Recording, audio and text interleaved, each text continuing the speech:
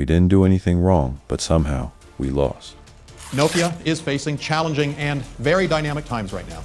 We have fierce competition from many different directions. There was a time when Nokia was the king of mobile phones. From the streets to boardrooms, that iconic Nokia ringtone was the sound of an era, and their phones were nearly indestructible, a symbol of reliability and innovation.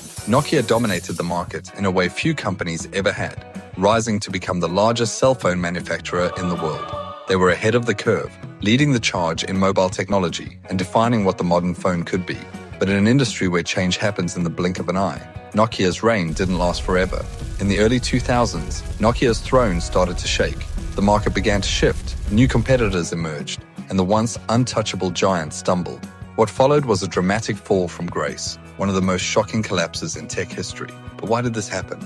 How did the company that seemed unstoppable fail to adapt to the very industry it helped create? And what are they doing now? Are they still a player in today's tech world, or just a relic of the past? To uncover the full story of Nokia's rise, fall, and their surprising resurgence, you're going to want to stick around for this one. If you haven't already, make sure to hit that subscribe button and turn on notifications, because we're about to dive deep into the fascinating journey of Nokia. Nokia's story begins not in the high-tech world of smartphones, but in the 19th century, deep in the forests of Finland.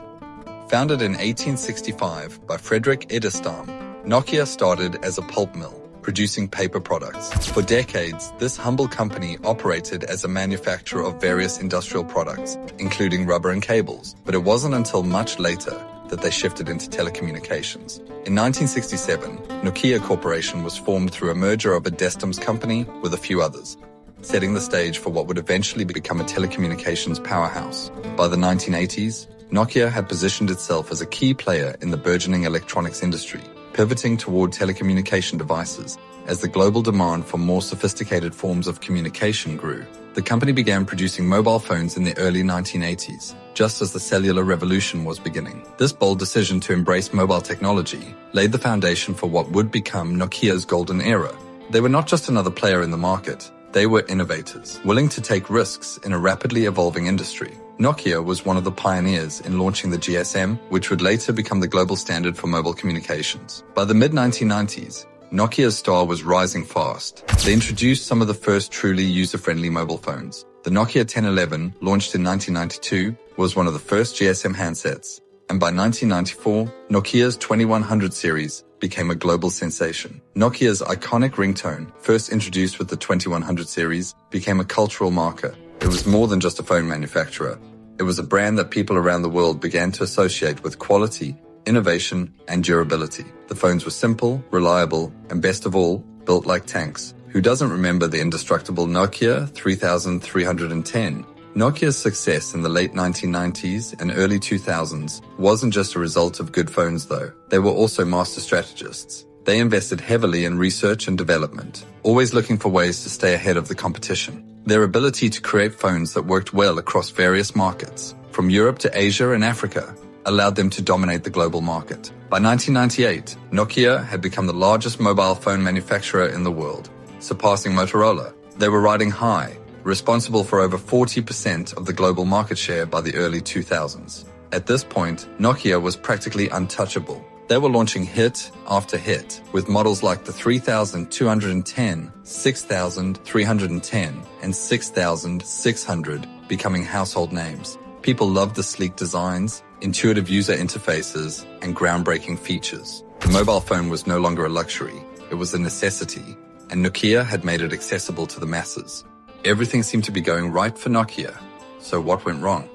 The first signs of trouble started to appear in the mid-2000s. While Nokia was still the leader in traditional mobile phones, the winds of change were blowing in the tech world. Competitors were starting to focus on creating touchscreen phones, a major leap forward in mobile technology. The rise of Apple's iPhone in 2007 and the launch of Android soon after signaled a seismic shift in the industry. Instead of seeing the potential of touchscreens and app-based operating systems, Nokia remained focused on their Symbian OS, a system that was functional but quickly becoming outdated. This stubbornness would soon come back to haunt them. One of Nokia's critical mistakes during this period was its failure to innovate at the pace of its competitors. While Apple's iOS and Google's Android were gaining traction and changing the way people interacted with their phones, Nokia clung to Symbian. They failed to see that the future of mobile phones was about more than just hardware. It was about software and ecosystems. Apps, touchscreens, and seamless user experiences were the future, but Nokia was slow to adapt. Their once innovative R&D department seemed to have lost its edge,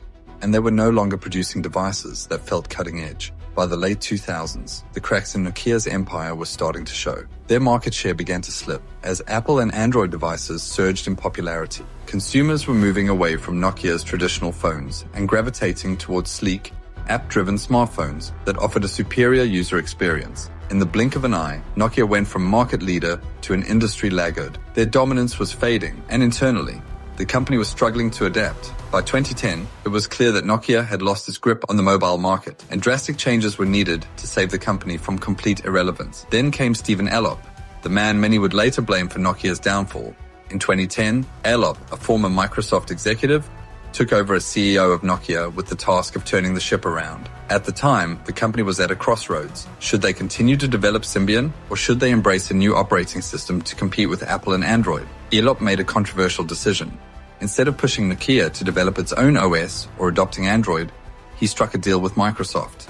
Nokia would abandon Symbian and adopt Windows Phone as its primary operating system. This decision sent shockwaves through the tech world. Windows Phone was relatively new and unproven, while Android was rapidly growing and becoming the dominant operating system for smartphones. Many questioned why Nokia would tie its fate to Microsoft when Android seemed like a safer bet. Elop's reasoning was that Windows Phone offered a chance for Nokia to differentiate itself from the sea of Android devices. Unfortunately, it would not pay off the way Nokia had hoped. The transition to Windows Phone was anything but smooth.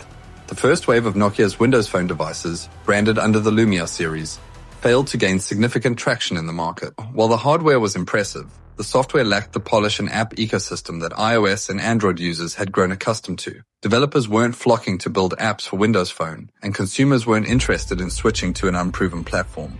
Nokia, once a giant, found itself sinking further into the abyss. As sales continued to plummet, Elop's leadership came under intense scrutiny. Many accused him of being a Trojan horse for Microsoft, sent to dismantle Nokia and prepare it for a takeover by the tech giant. Whether or not this was true, the results spoke for themselves.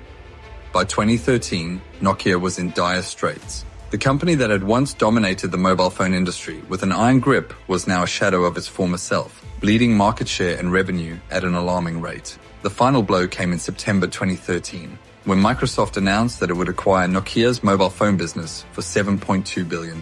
For many, this marked the end of an era. Nokia, the company that had once stood at the pinnacle of the mobile phone world, was being sold off to a company that had failed to make a dent in the smartphone market on its own. It was a tragic end to what had been one of the most remarkable success stories in tech history. So was that truly the end for Nokia? Could a company that once ruled the mobile world, only to be swallowed up by its own missteps, find a way to rise from the ashes? The answer, as we now know, is a resounding no. The story of Nokia didn't end with the Microsoft acquisition, but the road to redemption was far from easy. After selling its mobile division to Microsoft in 2013, many thought Nokia would fade into obscurity. But behind the scenes, something remarkable was happening. A comeback plan was quietly being set in motion, one that would ultimately breathe new life into the iconic brand. In the years following the Microsoft acquisition, Nokia found itself stripped of its most recognizable business, mobile phones.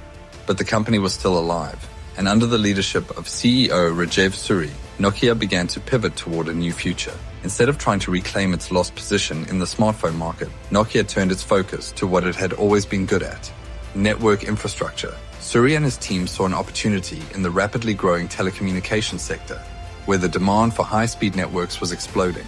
With the world transitioning to 4G and eventually 5G, Nokia began to reposition itself as a leader in network technology. While Microsoft struggled with its purchase of Nokia's mobile phone division, Nokia itself was quietly thriving in a different corner of the tech industry. The company's decision to focus on telecommunications infrastructure paid off.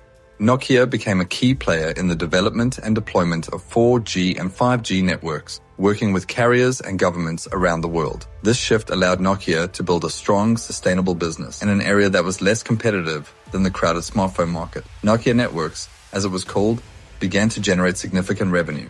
And by 2015, the company was starting to look like a success story once again. In 2016, something unexpected happened.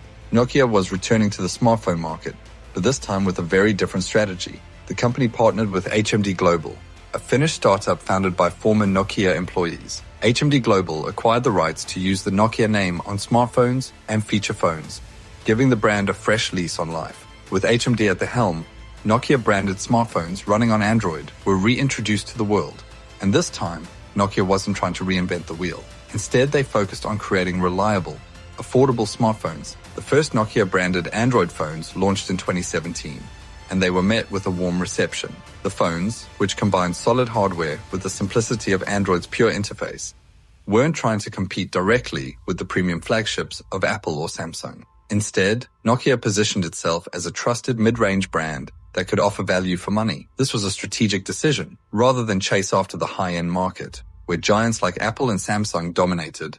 Nokia found success in offering well-built, affordable devices that had a clean, bloat-free Android experience. This approach struck a chord with consumers who had grown tired of gimmicky, overpriced phones. The phones weren't flashy, but they worked reliably, and that reliability became a selling point. Nokia was back, not as the king of mobile phones, but as a respected player in a crowded field, and it was growing steadily. By 2020, Nokia was offering a range of smartphones, from budget-friendly models to higher-end devices aimed at consumers who wanted more advanced features without the exorbitant price tags of flagship phones. Nokia's smartphones became popular in emerging markets, where consumers appreciated the combination of affordability and reliability. But even in developed markets, Nokia found a loyal customer base among those who valued simplicity over the ever-increasing complexity of modern smartphones. Their phones were praised for their build quality, long battery life, and frequent software updates, something many Android manufacturers still struggle with. But Nokia's resurgence didn't stop at smartphones and networks. The company also began to explore other areas of technology. In 2016, Nokia acquired Withings,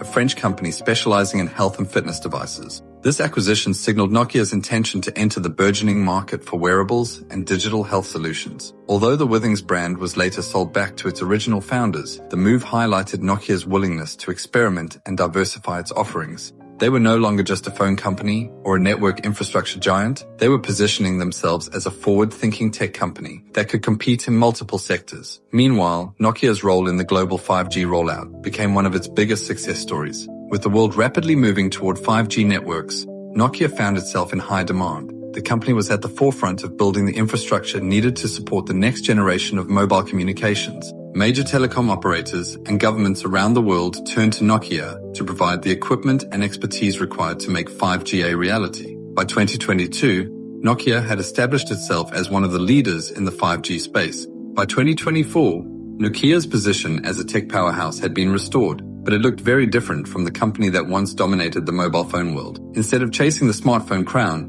Nokia had diversified into multiple areas. The company had successfully transitioned from its past as a phone manufacturer to its new role as a leader in the tech industry, proving that even after a catastrophic fall, a company can rise again if it's willing to adapt.